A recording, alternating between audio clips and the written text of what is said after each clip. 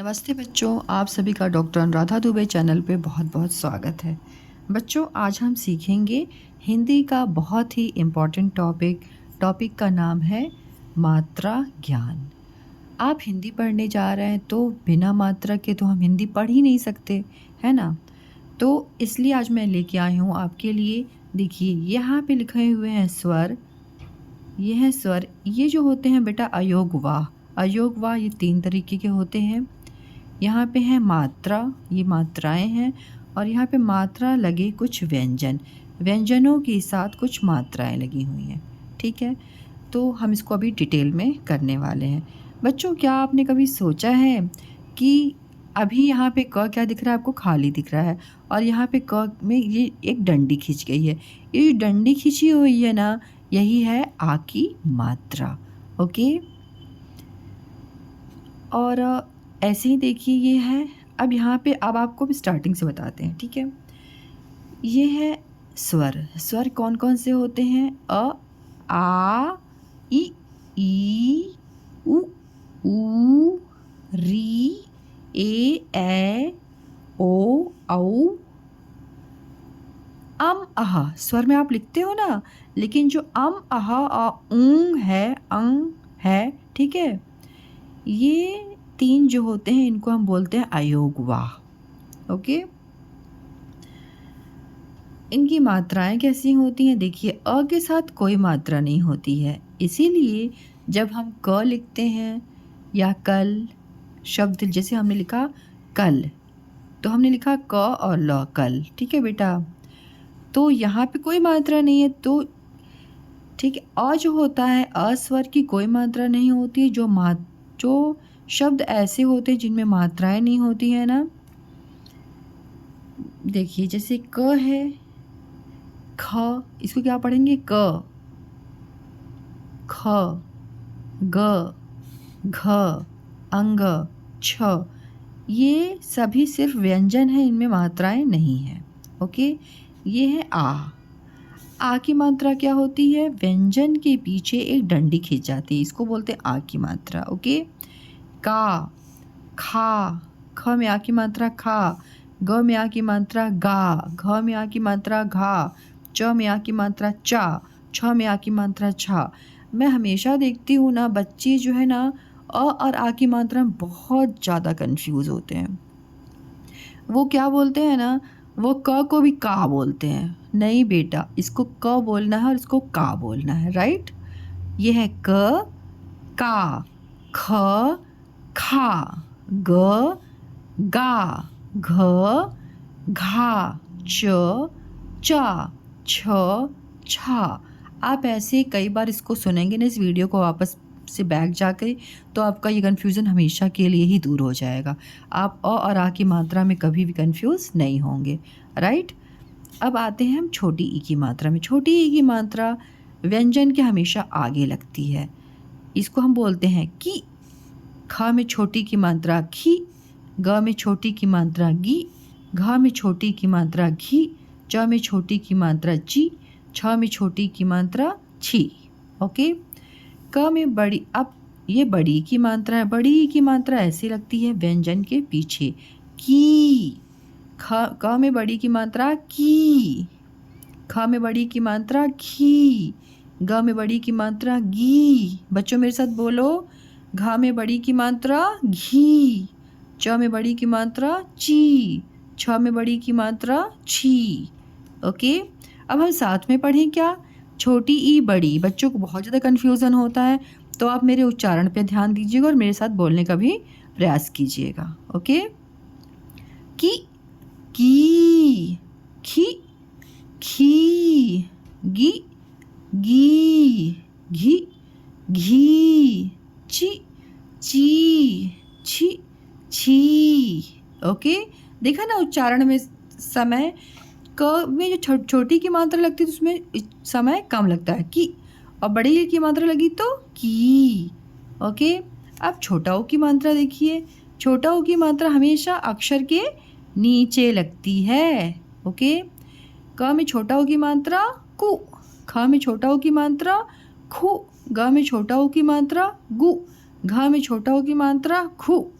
च में छोटा ओ की मात्रा चू, छ में छोटा ओ की मात्रा छू। ओके, ये है बड़ा ओ की मात्रा। बड़ा ओ की मात्रा अक्षर के व्यंजन के नीचे लगती है लेकिन इस साइड में लगती है। ओके, तो क में बड़ा ओ की मात्रा कू, ख में बड़ा ओ की मात्रा खू, ग में बड़ा ओ की मात्रा गू, घ में बड़ा ओ की मात्रा घू, च में बड़ा ओ की मात्रा चू, छ में बड़ा ओ की मात्रा छू। अब साथ में हम बोलें छोटा ऊ और बड़ा ऊ को, ठीक है।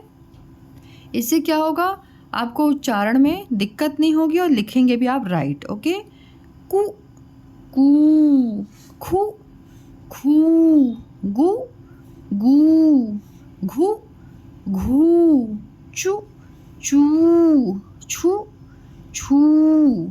ओके, अब देखिए, अब है ये री की मात्रा। री की मात्रा हमेशा अक्षर के नीचे लगती है। क में री की मात्रा लगी है। री की मात्रा कैसे होती है बेटा, स्मॉल सी जैसी होती है। ओके, क में री की मात्रा क्री, ख में री की मात्रा ख्री, ग में री की मात्रा ग्री, घ में री की मात्रा घ्री, च में री की मात्रा च्री, छ में री की मात्रा छ्री। ओके, यह है ए की मात्रा। ए की मात्रा अक्षर के ऊपर एक टोपी जैसा लगा होता है। क में ए की मात्रा के, ख में ए की मात्रा खे, ग में ए की मात्रा गे, घ में ए की मात्रा घे, च में ए की मात्रा चे, छ में ए की मात्रा छे।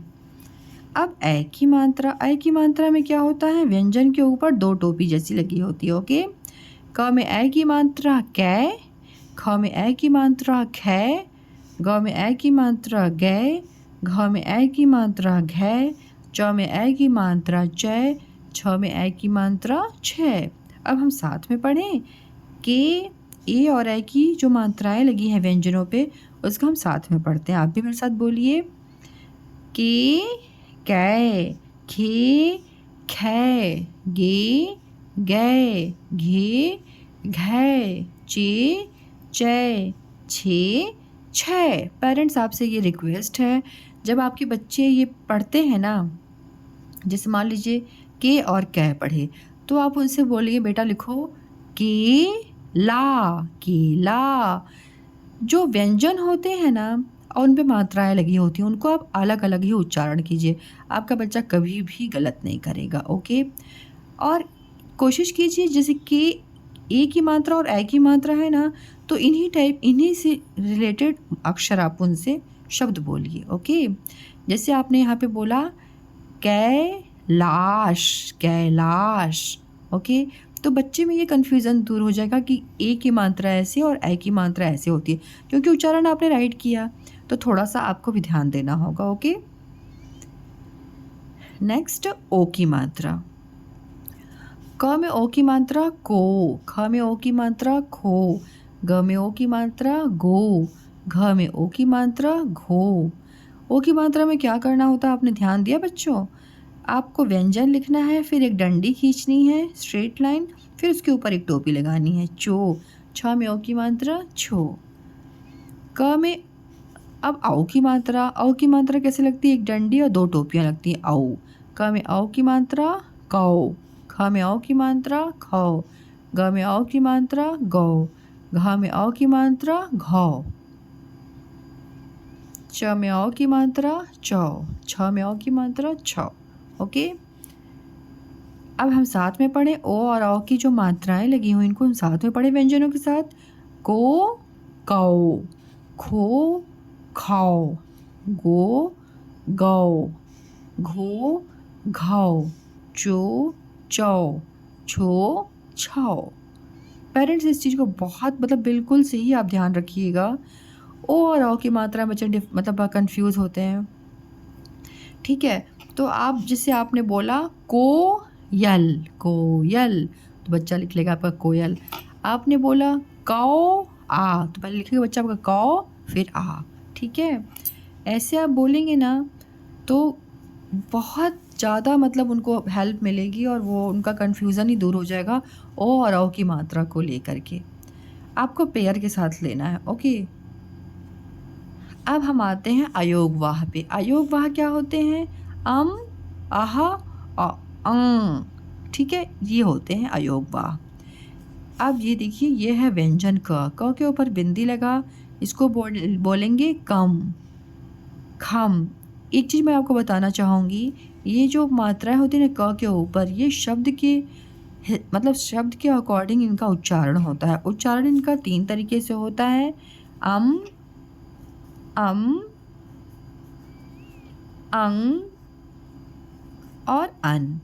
इनका उच्चारण 3 तरीके से होता है, शब्द पर डिपेंड करता है कि शब्द कैसा है। ओके, जैसे कंघा तो अन साउंड आ गया, वैसे ही, ठीक है। जैसे चंचल, अन साउंड आ गया। इस चीज़ को मैंने क की 12 खड़ी में बहुत अच्छे से समझाया है, तो आप वहाँ से जाके इस चीज़ को देख सकते हैं, ठीक है। वहाँ पे मैंने ना इनके जो फोनेटिक साउंड हैं उनके अकॉर्डिंग कराया है। चूँकि इस वीडियो में मुझे स्वर अयोगवाह को एक साथ दिखाना था आपको और पढ़ाना था, इसलिए मैंने इस वीडियो को चुना, ठीक है बच्चों। अब ये देखिए आह की मात्रा है, इसको मैं पहले आह की मात्रा से पहले मैं अम की मात्रा वापस से कंप्लीट करती हूँ। अम, कम, ख में अम की मात्रा खम, ग में अम की मात्रा गम, घ में अम की मात्रा घम, च में अम की मात्रा चम और छ में अम की मात्रा छम। ओके, का अब आह की मात्रा जो व्यंजन होता है उसके पीछे 2 बिंदियाँ होती हैं। कहा, ख में आह की मात्रा खह, ग में आह की मात्रा गह, घ में आह की मात्रा घह, च में आह की मात्रा चह और छ में आह की मात्रा छह। ओके, अब ये है चंद्र और बिंदी। ओके, इसका उच्चारण कैसे करते हैं? क में कंग, कंग, ख में चंद्र बिंदु लगा खंग, ग में चंद्र बिंदु लगा घंग, घ में चंद्र बिंदु लगा घंग, च में चंद्र बिंदु लगा चंग, छ में चंद्र बिंदु लगा छंग। ओके, अंग जैसी साउंड आती है, इसकी जो साउंड होती है ना बेटा, नाक से निकलती है, ठीक है। तो आज आपने क्या सीखा? आज आपने जो अक्षर होते हैं, मतलब व्यंजन के साथ जो मात्राएं जुड़ी होती हैं, उनको आपने सही तरीके से उच्चारण करना सीखा। तो बच्चों, आज आपने सीखा कैसे स्वर मात्राओं के साथ जुड़ते हैं। अगर आपको यह अच्छा लगा, वीडियो आपको अच्छा लगा, तो इस वीडियो को आप लाइक कीजिए। अभी तक मेरे चैनल को सब्सक्राइब नहीं किया तो सब्सक्राइब कीजिए। और अगर आपको पसंद आता है, मतलब आप ना बिल्कुल बेटा मैसेज ज़रूर किया कीजिए कि आपको पसंद आया और मैं नेक्स्ट वीडियो आपके लिए क्या डालूँ। प्लीज़ आप इस चीज़ को ज़रूर लिखा कीजिए। तब तक के लिए हंसते रहिए, मुस्कुराते रहिए। मिलते हैं एक नेक्स्ट वीडियो में।